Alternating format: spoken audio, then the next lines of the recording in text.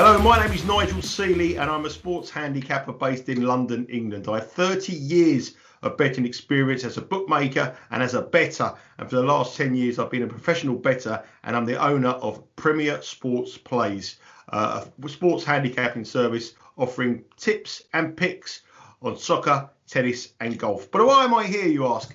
Pat Mayo has asked me to give you a little bit of a betting insight into the Premier League each week, and we start with what looks a very difficult EPL slate this weekend. We start off on Saturday in the early kickoff. It's Leicester against Liverpool in a top of the table clash.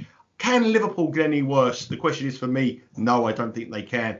Leicester have been too inconsistent for me. They're up there in the Champions League positions, but who can forget they've lost at home against West Ham, they've lost at home against Leeds, and they've lost against Villa as well. Liverpool have lost 4 of their last 6, but can they get any worse? I don't think they are. I think we'll see Liverpool coming back to their best.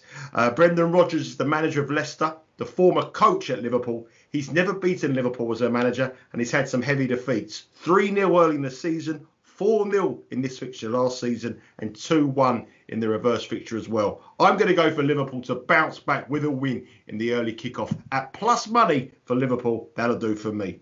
Going on to Saturday afternoon, and the game is Burnley against Crystal Palace at Crystal Palace. Now, if you're out of your wife or you're out of your girlfriend and it's Valentine's this weekend and she wants you to go shopping for some flowers or some chocolates or even some jewellery, this is the time to go, because this is going to be a bore fest. I tell you what you want to do here. When Palace do not have Wilfried Zaha in the side, their top striker, they do not score goals. Burnley do not score goals. 7 of the last 8 matches between these two sides have seen less than 3 goals, and under 2.5 goals is definitely the way to go. 4 of the last 7 matches between these two sides have seen 1 or less goals. So really and simply, you're looking for a boring match here. Under 2.5 goals is the bet for me, and under 1.5 goals, throw a bit of pizza money on that, and also throw a little bit on 0-0. But always bet no goal scorer, because if there's an own goal, you get paid out. Moving on to Saturday afternoon, and we have Manchester City against Tottenham, which promises to be a very, very big game at the top of the table. City are on fire. They're running away with the Premier League. They've won their last 15 matches in all top positions. Tottenham welcome back Harry Kane for this match. I don't think he's going to be able to stop the Manchester City bandwagon from going on.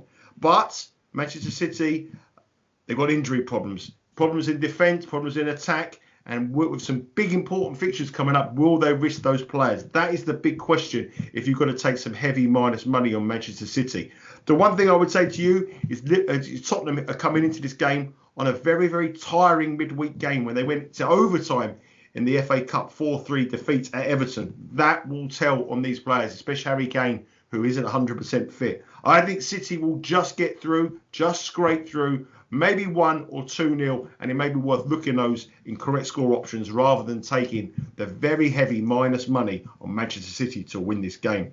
The final game on Saturday night is Brighton against Aston Villa, 2 informed sides, and arguably the 2 sides that have impressed most from last season's form in the Premier League. Brighton have only lost 1 in 7, and Villa beat Arsenal last time out. I have a small lean for under 2.5 goals. 9 of the last 10 Brighton games have seen under 2.5 goals. But with these 2 sides, the bookies cannot split the 2 of them. They have similar kind of prices. So for me, that brings in the draw. I think the draw here at the biggest betting option of all 3 outcomes certainly is the value, and that is where I'll be heading. We move on to Sunday, and it's a repeat of last night, Thursday night's game in the FA Cup between Southampton and Wolves, which Southampton won 2-0 and progressed through the quarterfinals of the FA Cup. Southampton were much the better team in that 2-0 win, and I think they'll get a quick fire double over a misfiring Wolves side. And I think at plus money, you can start off a winner on Saturday morning. Saturday afternoon, West Brom, they host Manchester United, and the big problem for West Brom this season is conceding goals. On the stats, they are the worst side in the Premier League, and they have Manchester United going to the Hawthorns, firing on all cylinders and scoring goals for fun. West Brom have conceded 24 goals in their last 6 matches, and that must be music to Rashford, Martial and Cavani's ears. I'm going to take Ole Gunnar Solskjaer's boys to win this well, and I think they can cover the handicap of -1. So more than 1 goal victory, and we cash on Manchester United. A tricky match at the Emirates on lunchtime. Arsenal host Leeds. Arsenal, for me, are on a real build and on a mission to sort of look for next season. Arsenal have a few injuries, and Leeds go into it full of confidence and playing some exciting football under the charismatic manager Marcelo Bielsa. Bielsa's side are very, very underrated for this match. They're currently ahead of Arsenal in the league table, and yet you can get plus $3 for them to win. I wouldn't go so far to bet them to win, but I don't think they'll lose. So I like Leeds plus a half here, which you can get at around about even money, which means that we cash if it's a draw or a Leeds win. Everton take on Fulham at Goodison Park on the late game on Sunday night, and Everton are around about even money for this match, which most of you will look at and think this is a good bet when you consider that Fulham are relegation certainties. The trouble for Everton is they could be without their main man, their top goal scorer and England international Dominic Calvert-Lewin may be missing for this game.